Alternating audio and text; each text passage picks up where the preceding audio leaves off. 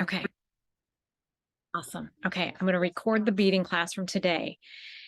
This is a lot shorter. I'm going to do a quick overview of everything that was talked about today and then show you the stitches.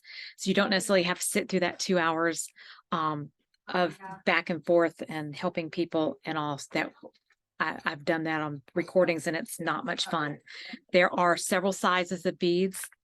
Most beads come from 2 different countries, Czech Republic and Japanese. The Czech beads are not quite as consistent in the shape and the size of the hole as the Japanese beads are. The Japanese beads are the DeLucas and the Mayukis, and then seed beads. I think Sundance uses Japanese beads, and they're a little more expensive, but they are worth it just for size. If you're doing a project and you're wanting to keep everything same size, you might need to take some smaller beads out that you might see in a company that's not Japanese. They come in size for needlepoint size 8, 11, and then the 14 or 15. They are shaped seed, which is more rounded. You've got hex, which is a little bit more squared off. Then you've got drop and you've got bugle, which are a little bit longer. And I will show all those to you on my board here. So on here, I'm just going to show it right here just real quick, and I'll do a close-up. So the top row are the 3 sizes of beads. Then you come on down, working with drops and hexes. Then the bugles are the red. Then I did some with sequins and did some with various metal embellishments. Then work down to a circular, a messy, the fringe. And then on the other side are beads worked into stitches. So there is that. You can use a beading needle, works best with a size 14 bead. If you're working with a size 8 or 11 bead, you can use a tapestry needle, either 24 or 22, depending on the size. The beading needles come long and short. If you're doing a long row of strung beads, you might want a longer needle. For most of the needlepoint, you just want a shorter needle. And it's a beading needle size 10. It works best. The thread, there are various types at craft stores. There are also needlepoint stores. We carry Sundance, which is already conditioned. If you were to use a strandable thread, you need to run it through beeswax to strengthen it so that it doesn't pop and break. The Sundance comes in great colors. You match your thread to either your bead or to your canvas, either way. Either way. You can embellish with sequins. There are sequins shaped as stars and circles. We have metal embellishments that are, we have leaves. There's some that are plastic, which are leaves. There are just so many different options. Again, Sundance Beading is a great place to look. You can spend an hour on there just looking at all their different embellishments. If there's something you see on there and you really, really like or need for a project, let us know. We're happy to order it for you. So that pretty much goes the high points of what is in the first part of that this morning. Let me just read through my notes to make sure I didn't forget anything. Size 8, you use for a 13 count as a single stitch. If you're going to work on a 13 count and you're going to put a group of beads together, you want to use a size 11 bead. Then if you're working on an 18 count, if you're doing a single bead, you probably want to use a size 11. If you're doing a grouping of beads, you want to use the size 15. The sizes vary by company. They also come shiny. Some of them are coated on the inside with a color or with a silver, and it just gives it a little bit different look. Some are opaque. Some of them change colors depending on the lighting. Then you've got the metal ones. You have colored ones. You've got matte. You've got shiny. There are so many options out there. Let's see. Needles large, tapestry. The tapestry needles are blunt, so they're not as sharp as a beading needle. So if you are using a beading needle, be careful not to hit yourself. The Bowens have a larger eye to them. So if you can find a Bowen needle, the eyes are a little bit easier to thread. There is also a micro threader out there. It's a metal one. We're actually out of them right now, so I don't have it to show it to you. That works great with for beading. Then the different threads. There is a clear thread. Gunterman's makes one. Sundance does not. Meredith Collection makes a clear one. You can also get this at Fireline at craft stores. It is already conditioned, so you do not have to run it through beeswax. It is thicker. It's similar to fishing line, but thinner. It's what jewelry makers use. If you're using a bugle bead, this is best because it's more sturdy and bugle beads are sharp on the edges. And that way you're less likely for it to break your thread. Then the one we use is the Sundance. Like I said, that comes in various colors. This is the beading thread. If you're using a strandable thread, like a Splendor, a Mandarin, you need to run it through some beeswax or thread conditioner, like Thread Magic. And you just run it right across a couple of times, like you do Silk Lame on the ends, so it doesn't fray as bad.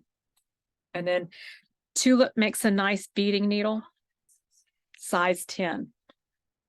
They will bend a little bit, so they're not going to last you for a long time. And then the size 28 tapestry is awesome because it has the larger eye to it. Then the threads went through the different types. Then the single versus double. If you are doing basket weave beading, you do a single thread. If you're doing the fringe beading and you're having to come down and then go back up through to get the fringe to hang, then you again want to go with a single thread. Otherwise, if you're doing a single bead somewhere throughout your canvas, like snowflakes, then you want to, bye Amy, you want to double it so you can do the lasso stitch, which I will show you in a few minutes. You can also use a clear bead, and whatever color you put thread-wise through your bead, it gives you that color. So if you wanted something to look like it's behind glass, you could use an accentuate, a filament, or just a regular thread or a different colored thread through a clear bead to give it that look like it's sitting back behind. Okay, that was all about beads. Sequins. When you're securing a sequin, come up through the canvas, through the sequin, through the bead, go around the bead, back down through the sequin, back down to the canvas. You can do a pin stitch, or you can tack it to some threads on the back of your canvas to secure it. Okay, securing. There are several ways to secure your thread to a canvas. And I had a beaded up thread here, and it has disappeared. Okay, I do apologize. Somehow I've lost, oh, here it is. I found it, so sorry.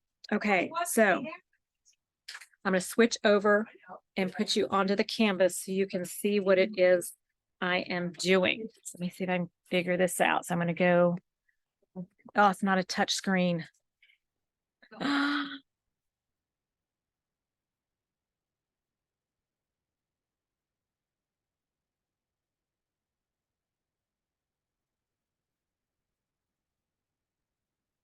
Okay, so let's get you all situated here.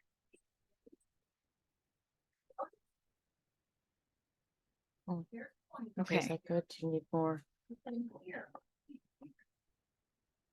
Here, we'll just go off to the side. Here we go. Okay. So one of the ways you can secure your bead, if you're using a beading needle, you can go right through a canvas. So when you've got your canvas and your intersections form the plus sign, you can pierce it right through the middle of that, through the back, and bring it up. And if it's knotted, it will secure to the back. The other way to secure it is you can do a loop knot. So you're going to come up. I've got to find myself here. Let's go here. You're going to come up through the canvas, holding the loop, because you have put both ends through the needle. So you're going to hold the loop with your thumb. You're going to come up through the canvas you're going to go back down into an adjacent hole. You're going to put your needle through that loop and pull tight. And that secures, that is secured to the back of the canvas. So that is one way. The second way you can do that is you can do a pin stitch. Okay. So in the area that you're working, you would come up through your canvas, you would go back down in an adjacent hole, then you would come back up into another adjacent hole, and you would then share a hole, and you're actually just forming a little L to it. So there is that. You can barely see that, but anyway, there's a little L, and that's a pin stitch that you can also take while you're stitching, especially in brick beading, to keep your beads more secure. So from here, I'm going to show you how to, so that's how you start it. So when you put a bead on, you're going to lasso your bead when it's individual. So we're going to take, I'll pour some of these out from class today onto my beading mat. There are several ways to get to your beads. You can use a beading mat. There's also a finger that you can put it on your finger and it picks it up, and you just pick it up off your forefinger.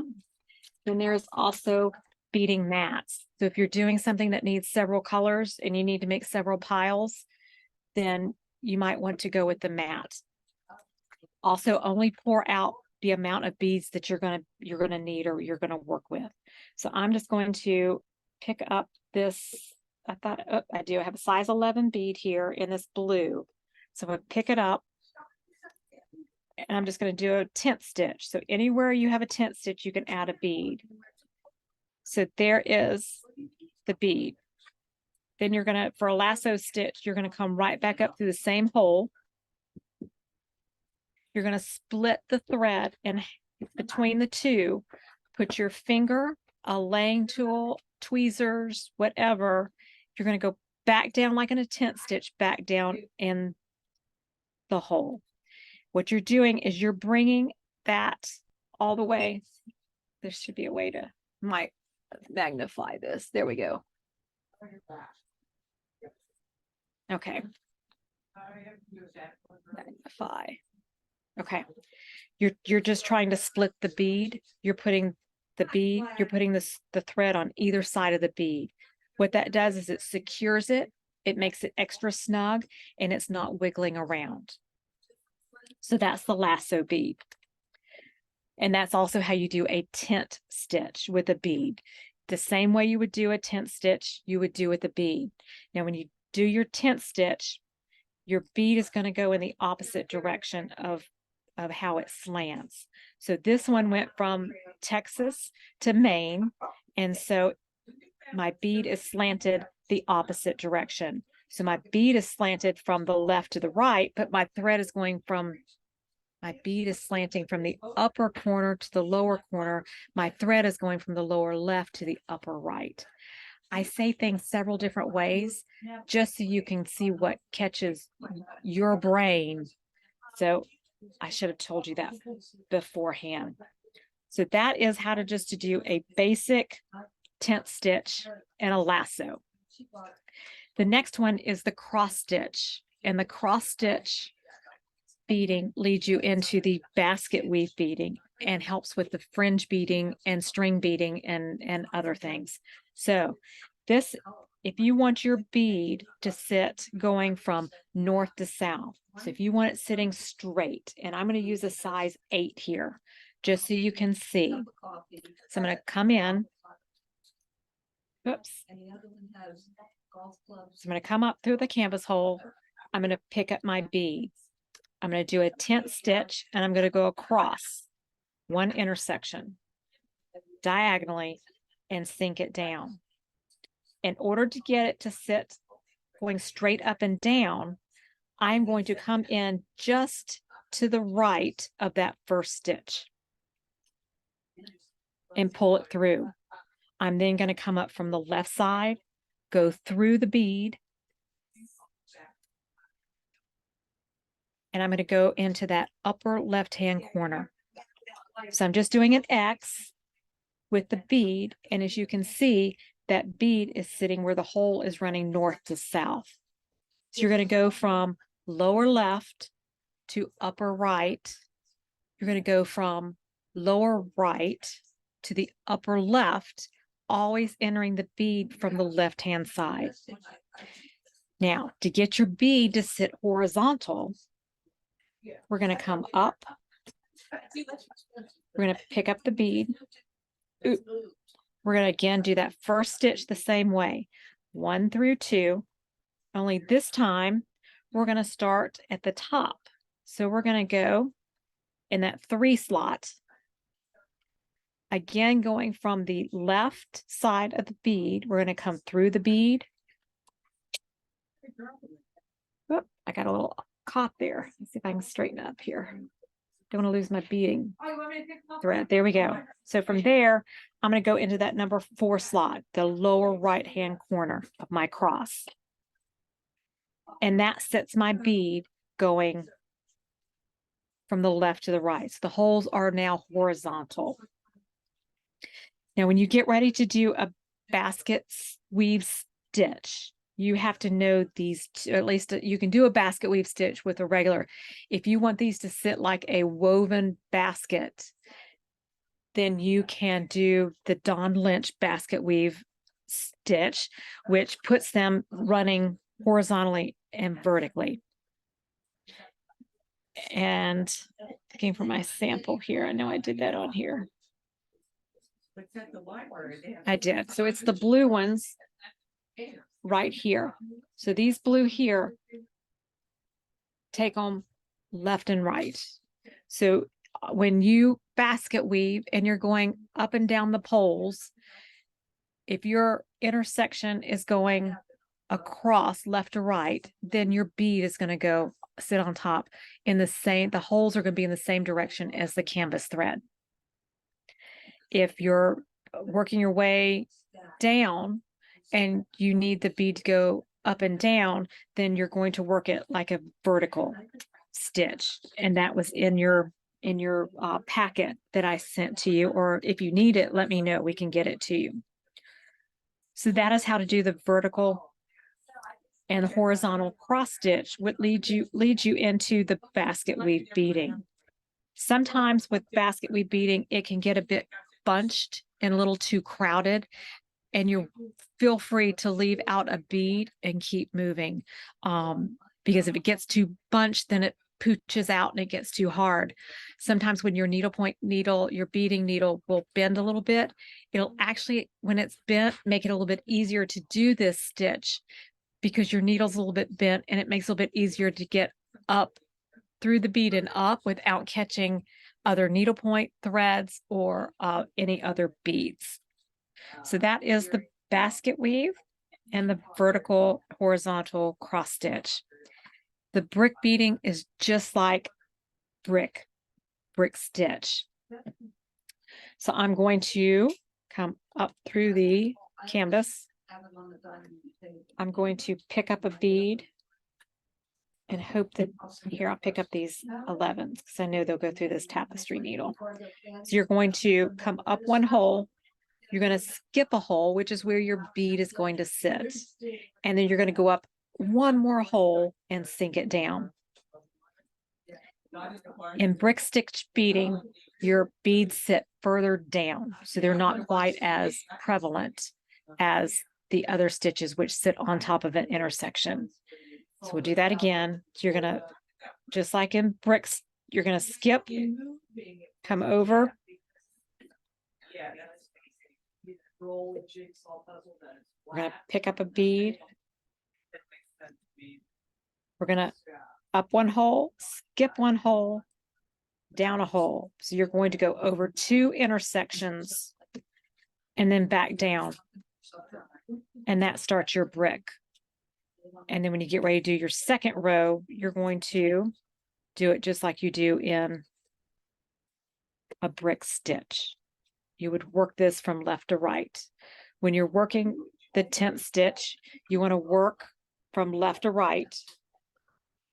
and then come back to the same side. You want to work it the same direction, left and right, the whole time. And that keeps them more even. And so there is the brick stitch. If you're doing a brick stitch on 13 count, feel free to go up a bead side so that the bead doesn't get lost. Because with it sitting in the hole, it's not as prevalent sitting up. If you're working on an 18 count, feel free to go up to a size 11 bead. As you can see, those 11s just sit right in there, and they're not quite as sticking up as much as that first bead that I tinted. So yes. Okay, now we're on to strung beads. Strung beads are just like they say. So you're going to come up through a canvas hole. You're going to pick up however many beads. Let's see if I can get these 14s to fit on this. 14s to fit on this. Oh, it did. Cool. Two. So we'll string 4 together. 3 and 4.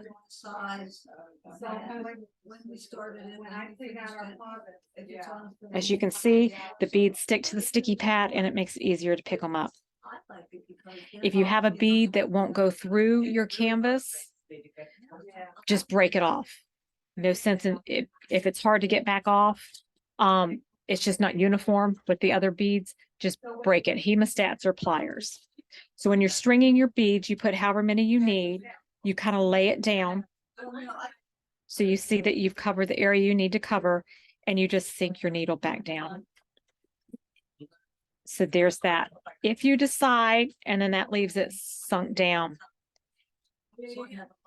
So that is strung beads. And you can go back and you can do just a little pin stitch to help hold those tight. So there's a little pin stitch, and then that holds those strung down better. If you do a long string of them, feel free to couch them down in the pattern that you need them. If you're doing garland, you can just couch them down wherever you would like them. Messy beading. It's another fun one. So you're going to come up through a hole. You're going to pick up 1, 2, 3, and you don't have to do all the same size. I'll pick up that one. So we'll do 3 here. We're going to push them down. You're going to go into an adjacent hole with these 14s, and it's just going to poof them. It just made them a little arched there. You can add any number you want for messy beading. You can add groups of them. They're great for rocks. They're great for coral. Any place you need to add just a little bit more 3D to them. Okay, piggyback beading. Piggyback is where you take a larger bead. So we're going to take this lovely size 11 bead, and we're going to put a size, let's put this hex on there. And put this gold hex bead, which is a little bit more square than rounded. And it's not going to fit on my needle. So we will go back to the size 14 red one. And then you're just going to put that red one, which is a little bit smaller than the larger one, on there, just for a little added definition. And then you're going to go right back through. You're going to go around the last bead you put on and go through the first bead you put on. And it just makes a little nub there. Be great for an alligator's back, bark on a tree. So that's awesome. If you're going to, this same technique is what is in the stacked beading, which you see a couple rows down. So the stacked beading is where you would add more than just these 2. And you wouldn't necessarily have to add a larger one to the bottom. You could just add 3 or 4 of the same size and stack them, but you're still going to go around the last bead you put on to then sink through all the other beads as you go back down. Circular beads. So in circular beads, yep, I've got some more here I can pick up. Let me get some more here on my beading things. I've got enough to do this. So if you're going to do some circular beading, you're going to pick up, let's say, 4, 5, 6 beads. So there's 2 I picked up. There's 3, and here's 4, and I apologize for the noise behind me. So here are 4 beads. So then you're just going to pick a spot somewhere here, not quite to the end of where your beads come down, and you're going to just tack it down. You're then going to come back up into the a canvas hole near 2 beads from the end, from where you've just sunk the needle, and you're going to come right back up. Okay, you're going to go, and this is best done with one thread. Let's see if I can get 2 through here. So then you're going to come right back through the last 2 beads. And I may have to pull one of the threads out. Oh, I will. Okay, so bear with me just a second. This works best with 1 thread. Okay, so let me pull one off for now. Okay, so then you're going to come right back through the last 2 you put on. Okay, and then from there, you're going to pick up 4 more beads, or 5 or 6, or however many, depending on the size of the circle you're doing. Well, and I just lost both of them. So we're going to go 1, 2, 3, pick up a 4th. So there's a 4th bead. Okay, and then again, depending on making your circle, you're going to come on around.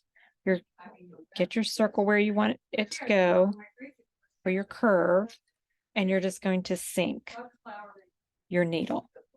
Okay, it gives it just a little bit of a curved look to it.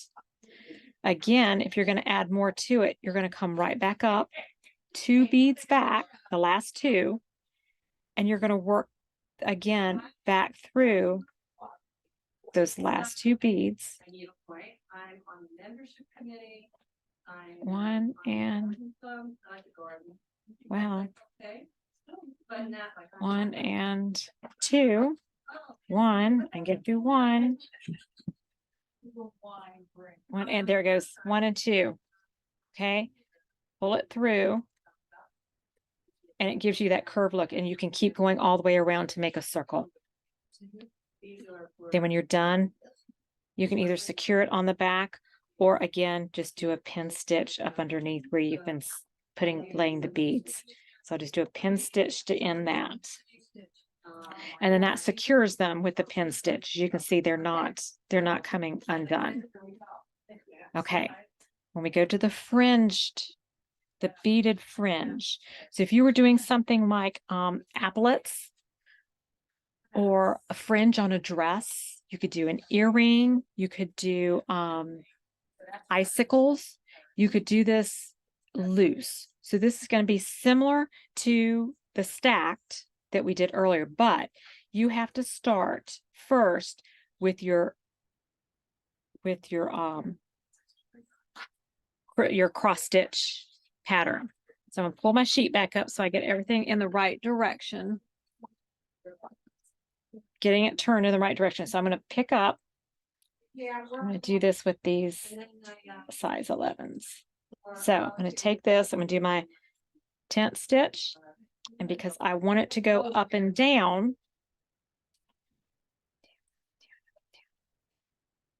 I'm going to go from the bottom,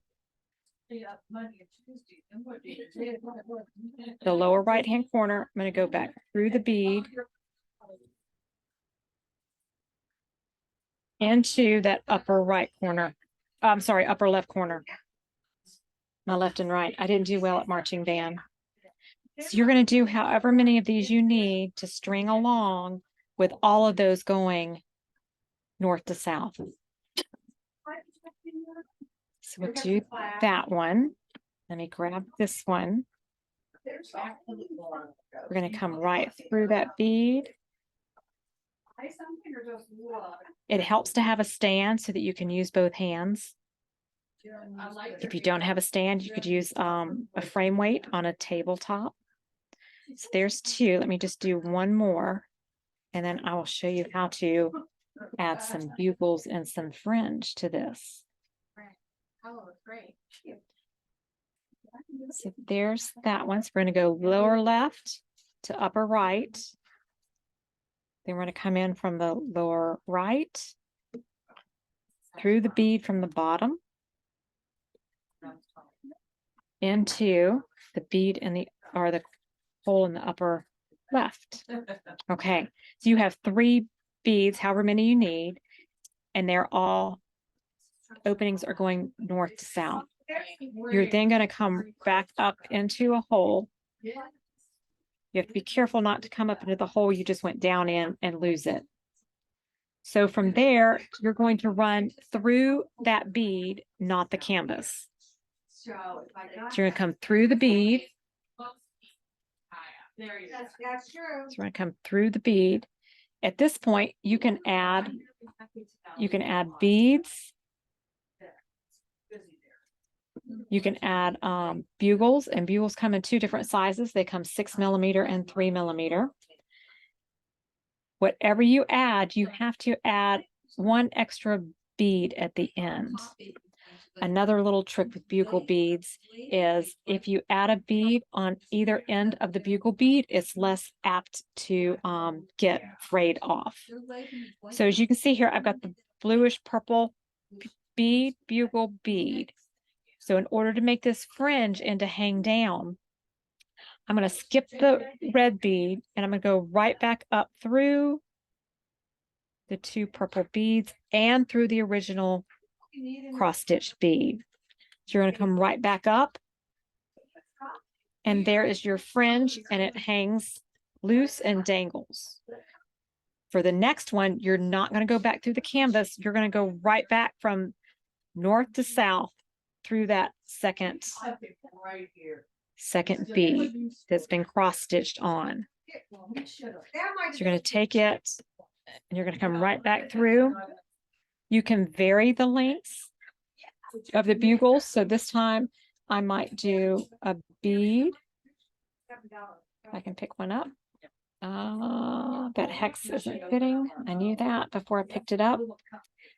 So let's go bead, bead. Then we'll go bugle. If you're going to do a lot of these, we'll do 2 bugles this time. Then we'll put on an extra couple of beads. If you're going to do that, then you might want to add, you might want to use a little bit longer needle if you're going to add some long fringe. Okay, so there's that one. And as you can see, it's just a little bit longer than the first one. Again, you're going to skip the bottom one. So I'm going to skip the purple. And I'm going to go back up, starting with the gold one, which is a hex, and it's not going to go back through the hex, my luck. So we're going to come back up through the bugle, back up through the second bugle, back up through the 2 beads, and back up through the original cross-stitched. Pull tight, and there is your second row of fringe. And you see it's a little bit longer. So that takes care of circular stacked, beaded, piggybacked. Okay, stitched examples. Crisscross or stitches that work well with beading. You can go with crisscross Hungarian. You can alternate beading with a brick stitch. Like I said, anywhere you put a tent stitch, you can put a bead. So on this one, you could run the beads down the side of the diagonal mosaic. Of course, woven trellis. Alicia's lace is a great one for beads and sequins, depending on the size of the Alicia's lace. Another variation where you can put it on top. As you can see in the bottom picture, it's a crisscross Hungarian with a very large pearl. You can't see the picture well on the pumpkins, but if you were to Google funky pumpkins and look at that on the internet, those are beaded and they're fabulous, fabulous.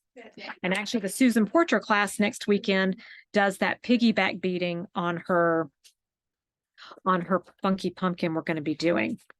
Another way to use sequins is you can overlay them and use them for scales, the centers of flowers. You can add various beads throughout. Here's some sequins that have been added to some outline stitch. Looks like a mermaid's tail, would look pretty on some branches. They've added a stitch here in the diagonal actually it's a nobuku, and they in the 10th stitch of the nobuku randomly, they've also added some little snowflakes. They've added some embellishments here. Majority of these are glued on. They're flat back Swarovskis, and some of them that you find at Hobby Lobby or Michael's are either heat attached or they are glued on. If they're glued on, you stitch, you leave the canvas thread empty where you want to add your embellishment, your crystal. Take a Q-tip or a Q-tip or a toothpick, put just a little bit of E6000 down on either the back of your bead or on the canvas. Use some tweezers or hemostats to put that bead in place. Just hold it tight for a couple of minutes. It dries really quickly. As you can see here on the Nutcracker, they did some strung beads down the side of his epaulets. Looks like they also added some bells or some buttons there to his, which is pretty cool. So that is beading in a nutshell. I know I went kind of fast. Let me just look through real quick, make sure I've told you everything I wanted to tell you. It was an abbreviation from the first part of what I did on the 2-hour video.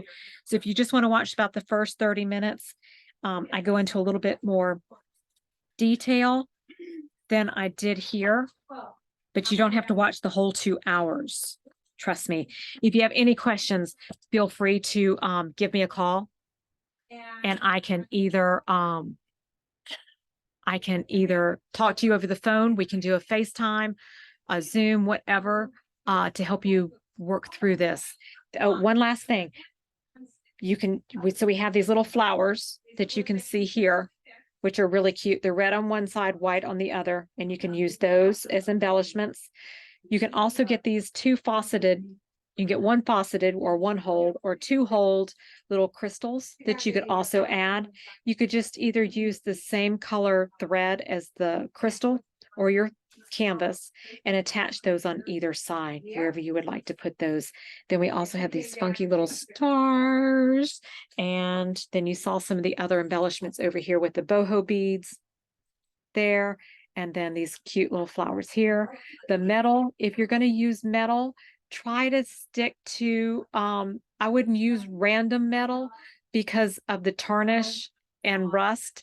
I would stick to metal beads that you get in a beading place because they can damage your canvas and your needlework. So you've got to be really careful. The size 11 and 14 beads with the safe metal in them have red caps to them. So yes. And then those are the samples of there's a crisscross Hungarian. Then there's that diagonal mosaic with the beads down the side. Here's the brick. And then here's some Alicia's lace with it both in the middle of the cross and in the middle of the diamond. So that is various ways to use beading with stitches, not just as embellishments. Like I said, if you have any questions, feel free to get in touch with us. Happy to help. Hope you have enjoyed this and have a great day. Thank you. Bye-bye.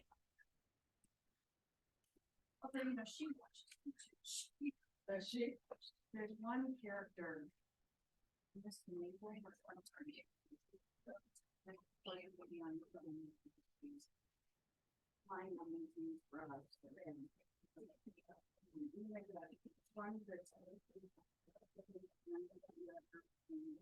Done. And you stopped recording? Yes, I did. Okay, good. And your battery's about dead. Okay, so we have to wait till tomorrow because I don't have another battery with me. Okay. Or tonight when you get home. But we didn't stop recording. Oh, I thought we did.